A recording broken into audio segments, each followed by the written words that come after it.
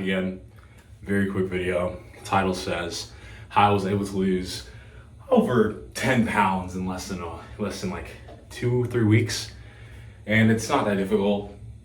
If you've not seen my video that has to do with shifting your identity to maintain consistency in whatever that you choose to do, but in this case fitness and health, then I would urge you to watch that video. Very important video. I'm not going to cover anything from that video. It's very important you watch it. Okay. How was I able to lose about 10 to 15 pounds in under a month? Very simple, very easy. First is having a plan. So you have to know, okay, how much weight are you trying to lose? Is it 5 pounds, 3 pounds, 10 pounds, 15, 20 pounds? Have that in mind, and you're gonna use that as your marker. You're gonna have that as your goal metric. And in this case, mine was about 15 pounds, sorry. 15 pounds, from 245 to about 230. So I'm like coasting at 230 right now. My goal now is to hit about 220, 215. I am training for this half marathon that's in October, so about 80 days. So I am training for that, and I know that I have to dial in my nutrition to ensure that whatever time I'm trying to beat, which is 256, I want to hit a sub 230. Even if I don't hit a sub 230, I was able to beat my time, which is the goal, but sub 230 is the goal. So 230 down to 220, right? That's the goal. Let's say I want to hit 220, I want to lose 10 pounds in less than a month. First, having a plan. That's the plan, losing 10 pounds, okay? The second is, okay, now that I know that I want to lose 10 pounds, how am I going to be able to get there? So for me, I rarely eat breakfast, and if I were to eat breakfast or if I were to eat something in the morning, it would be something that's post-exercise or something that's pre-exercise. So something that I've had after my exercise or something that I'm going to have before I do my exercise. And so I always do weights fasted. I never do weights fueled. I never have food in my system whatsoever, but I always do weights fasted. If I'm running, then I'm gonna probably have a toast or 2 pieces of bread with honey, granola, and pink salt on them, right? And that's what I'm gonna have for my run, okay?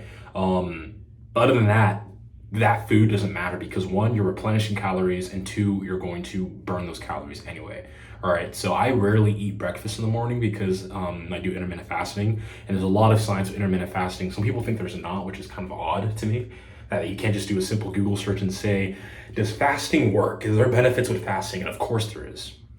Really, it's absolutely insane that there are people that think that there's zero benefit to fasting, and there's a lot of benefit to fasting. You just have to search for it, all right? Or do it, right? So I've been doing intermittent fasting for over 5 years, since 2020. I started back in 2020 when I was 19, and I'm 23 now, about to turn 24.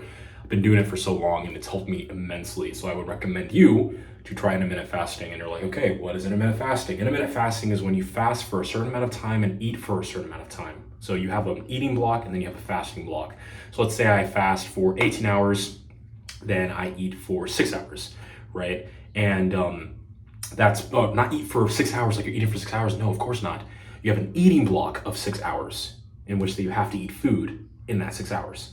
And then you fast for that 18 hours. Okay, so you can skip breakfast, eat only lunch and dinner, or you can skip dinner, eat order breakfast and lunch. So it really just depends on your goals. I've always been skipping breakfast, eating lunch and dinner, and I found so many benefits from that. I've gotten leaner. I'm able to focus on my deep work in the morning, able to focus on schoolwork, all that sort of stuff in the morning, and I'm more clear. All right, you want to be clear in the morning. You want to be able to be clear whenever you're doing your work in the morning or in the afternoon area. So that's it. So first is having a plan. A second is intermittent fasting, okay? And the third practically is obviously staying consistent, drinking a lot of water. You have to be consistent with your meals. You have to be consistent with your intermittent fasting time. You have to be consistent with the goal, all right? Because if you want to be able to lose that weight, you have to be able to be consistent. That's literally like the only thing there. Like if you're expecting to lose 10 to 15 pounds, do you think you're gonna lose 10 to 15 pounds by being inconsistent? Fuck no, dude. Fuck no, bro. And it pisses me off saying that because, I've had my fair share of being inconsistent in things, and I hate that because being inconsistent in things yields no benefit. It yields no completion of your goals. It yields no getting closer to who you want to be in the future. It yields nothing. All it yields is laziness, incompetence, comfort, and weakness. All right, it doesn't yield anything that has to do with power. It doesn't have to do with growing, self-progressing, self-actualization, nothing. So you have to be consistent with your meals. You have to be consistent with your fasting. All right, so having a plan, intermittent fasting, and being consistent. I don't think there's really anything else other than those 3 things. It's fairly simple. And of course, there's foods, for example, like, what type of food should I eat?